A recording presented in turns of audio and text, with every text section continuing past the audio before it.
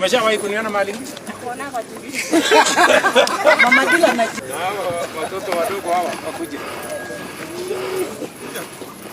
Habari yako? Uko salama? Unaitwa nani?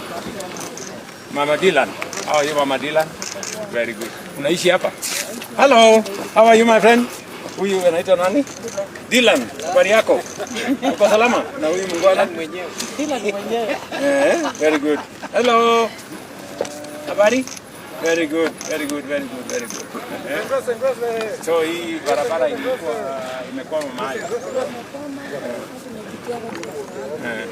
So mnataka iende mpaka Iende kabisa. mpaka Olmora. Mpaka ifike hata Marala. Mpaka ifike Marala. So Dylan ndio huyu?